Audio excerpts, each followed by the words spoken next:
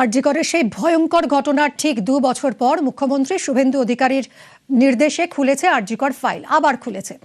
এবং নির্যাতিতার বাবা তিনি 10 তারিখে থানায় লিখিত অভিযোগ জানান, যার ভিত্তিতে এফআইআর হয়। এবং এই এফআইআরের ঠিক 3 দিনের মাথায় প্রাক্তন তৃণমূল বিধায়ক নির্মল ঘোষ গ্রেফতার হলেন। গতকাল তাকে গ্রেফতার করা হয় ওড়িশার বালাসোর থেকে এবং এরপর খড়দায় নিয়ে আসা হলো, খড়দা থানায় নিয়ে আসা হলো প্রাক্তন তৃণমূল বিধায়ককে। ভোর রাতেই বালাসোর থেকে খড়দায় নিয়ে আসা হয়েছে নির্মল ঘোষকে। কথা বলবো সরাসরি রৌনক আমার সহকর্মীর সঙ্গে। রৌনক, নির্মল ঘোষকে আজ কখন আদালতে পেশ করা হবে? এবং সঞ্জীব মুখোপাধ্যায়, আমরা দেখেছিলাম যে একেবারে ব্যাক টু ব্যাক অ্যাকশন পুলিশের, মুখ্যমন্ত্রীর নির্দেশের পরই গতকাল দুপুরে নির্মল ঘোষ আর রাতেই সঞ্জীব মুখোপাধ্যায়, আরও একজন অভিযুক্ত যার বিরুদ্ধে একেবারে বুড়ি বুড়ি গুরুতর অভিযোগ উগড়ে দিয়েছিলেন নির্যাতিতার বাবা। এই দুজনকে মুখোমুখি বসিয়ে জেরা করারও সম্ভাবনা রয়েছে। কি কি জানা যাচ্ছে এখন অবধি? দেখা একেবারে এই সঞ্জীব মুখোপাধ্যায় এবং নির্মল ঘোষ তাদেরকে মুখোমুখি বসিয়ে জেরা করার সম্ভাবনা রয়েছে। কারণ তোমায় জানিয়ে রাখি, যেদিন অভয়ার সৎকার করা হয়েছিল সেখানে শ্মশানের যে কাগজ সেখানে সই ছিল এই সঞ্জীব মুখোপাধ্যায়। তাকে এবং নির্মল ঘোষকে জিজ্ঞাসাবাদ করা হবে যে কার নির্দেশে সেখানে তিনি সই করেছিলেন বা কেন করেছিলেন। কারণ অভয়ার পরিবারের তরফ থেকে প্রথম দিন থেকে অভিযোগ করা হয়েছিল যে তার অভয়ার দেহ তড়িঘড়ি সৎকার করা হয়েছিল এবং তৎকালীন নির্মল ঘোষের নির্দেশে তার দলবলের লোকেরাই এই কাজ করেছিল। এই জায়গায় দাঁড়িয়ে যখন সামনে আসে শ্মশানের সেই কাগজ, সেখানে দেখা যায় প্রাক্তন কাউন্সিলর এই সঞ্জীব মুখোপাধ্যায় তিনি সই করেছেন, যেখানে পরিবারের লোকের সই করার কথা। কেন তিনি সই করেছিলেন, তার পেছনে কি কোনো চাপ ছিল নির্মল ঘোষ, নাকি এর পেছনে বড় কোনো মাথা রয়েছে, এই বিষয়গুলিকে সামনে রেখেই কিন্তু নির্মল ঘোষ এবং সঞ্জীব মুখোপাধ্যায়কে মুখোমুখি বসিয়ে জেরা করা হতে পারে। এবং তোমাকে জানিয়ে রাখবো, গতকাল সকালেই নির্মল ঘোষকে উড়িষ্যার বালাসোর থেকে গ্রেফতার করা হয়। কারণ যেভাবে তড়িঘড়ি করে অভয়ার দেহ সৎকার করা হয়েছিল সেই জায়গায় তথ্য প্রমাণ লোপাট থেকে শুরু করে অপরাধমূলক ষড়যন্ত্র, বিএনএসের 232 ধারা থেকে শুরু করে 61+2 একাধিক ধারায় মামলা রুজু করে ইতিমধ্যে খড়দা থানার পুলিশ তদন্তে নেমেছে। এবং একদিকে যেমন নির্মল ঘোষকে গতকাল সকালে গ্রেফতার করা হয়, ঠিক সন্ধ্যেবেলায় এই সঞ্জীব মুখোপাধ্যায়কে তার বাড়ি থেকে গ্রেফতার করা হয়। এখানে আরও একজন অভিযুক্ত রয়েছে, যিনি সোমনাথ দে।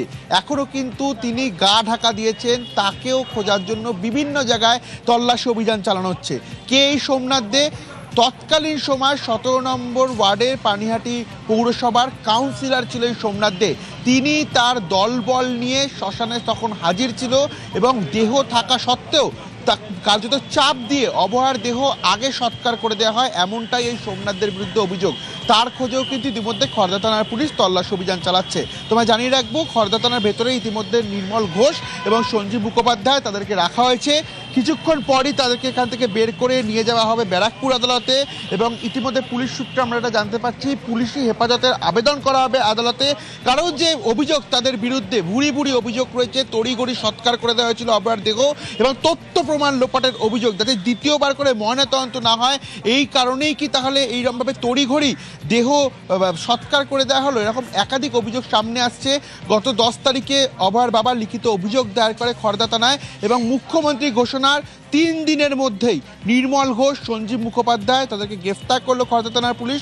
আজই ব্যারাকপুর আদালতে তোলা হবে এবং অন্যদিকে আরও একজন যে অভিযুক্ত সোমনাথ দে, তার খোঁজেও কিন্তু খড়দা থানার পুলিশের তরফ থেকে তল্লাশি অভিযান চালানো হচ্ছে। একদমই, অর্থাৎ নির্মল ঘোষ এবং সঞ্জীব মুখার্জি, এদের দুজনকে ইতিমধ্যেই গ্রেফতার করা হয়েছে। এবং নির্মল ঘোষের নাম একেবারে অভিযোগপত্রের প্রথমে ছিল, নির্যাতিতার বাবা যে লিখিত অভিযোগ জানিয়েছিলেন সেখানে একেবারে প্রথমেই ছিল এই নির্মল ঘোষের নাম। জোর করে মেয়ের দেহ ছিনিয়ে নিয়ে যাওয়া, জোর করে দাহ করে দেওয়া। কেন এত দ্রুততার সঙ্গে দেহ দাহ করে দেওয়া হলো, কারো নির্দেশে কি তারা এই কাজ করেছিলেন? এই সমস্ত প্রশ্নের উত্তর খুঁজছেন তদন্তকারীরা। এই দুজন তো গ্রেফতার হয়েছেনই এবং আরেকজন এই মুহূর্তে স্ক্যানারে রয়েছেন, পানিহাটির 17 নম্বর ওয়ার্ডের কাউন্সিলর সোমনাথ দে।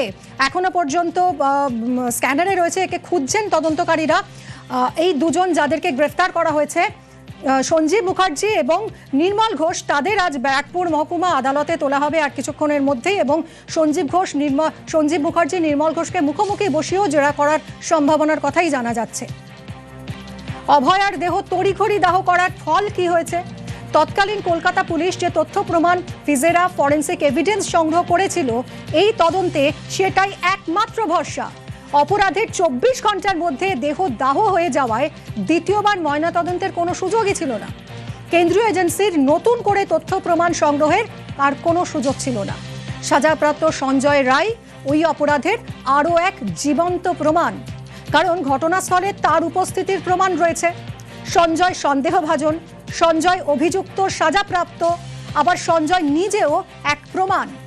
সঞ্জয়ের ফাঁসি হয়ে গেলে সেই প্রমাণও মুছে যেত। সুপ্রিম কোর্টের নিয়ম আছে, সুপ্রিম কোর্টের রুলিং আছে, কোনো ধর্ষণের মতো অপরাধ ঘটলে সেখানে নির্যাতিতার বয়ানই হচ্ছে প্রাথমিক প্রমাণ, সেটা ধরেই পুলিশকে এগোতে হয়। যেখানে অভয়া মারা গেছেন বা যেখানে নির্যাতিতা মারা যান সেখানে তার দেহটা হয়ে যায় প্রমাণ। এবার সেই দেহটা এই অভয়ার মতো নারকীয় হত্যাকাণ্ডের ক্ষেত্রে দেহটা ছিল সবচেয়ে বড় প্রমাণ।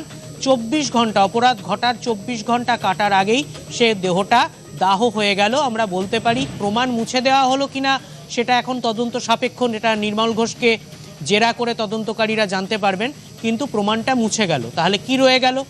অভয়ার দেহ থেকে যে নমুনা সংগ্রহ করা হয়েছিল, ঘটনাস্থল থেকে যে নমুনা সংগ্রহ করা হয়েছিল সেটা রয়ে গেল। তারপর এজেন্সির হাত বদল হয়েছে, কলকাতা পুলিশ থেকে সিবিআইয়ের কাছে গেছে মামলা, কিন্তু সিবিআই নতুন করে নমুনা সংগ্রহ করতে পারেনি।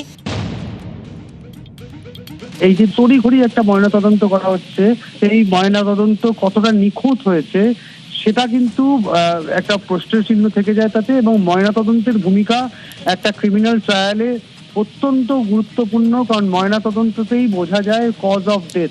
আততায়ীকেও প্রকৃতভাবে চিহ্নিতকরণের জন্য অত্যন্ত গুরুত্ব দিয়ে ময়নাতদন্ত করা অত্যন্ত গুরুত্বপূর্ণ। তো সেটা এক্ষেত্রে একটা অভিযোগ ছিল বলে আমরা শুনেছি যে ময়নাতদন্ত সঠিক হয়নি বা ময়নাতদন্ত অত্যন্ত তড়িঘড়ি হয়েছে।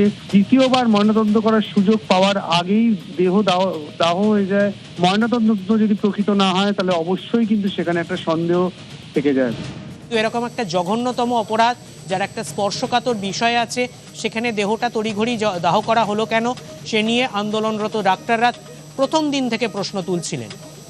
এবার সিবিআই যে তদন্ত করেছে তাতে সিবিআই নতুন কিছু এভিডেন্স জোগাড় করতে পারেনি, অন্তত ভিসেরা এবং অন্যান্য এভিডেন্স যেগুলো থাকে সেগুলো জোগাড় করতে পারেনি।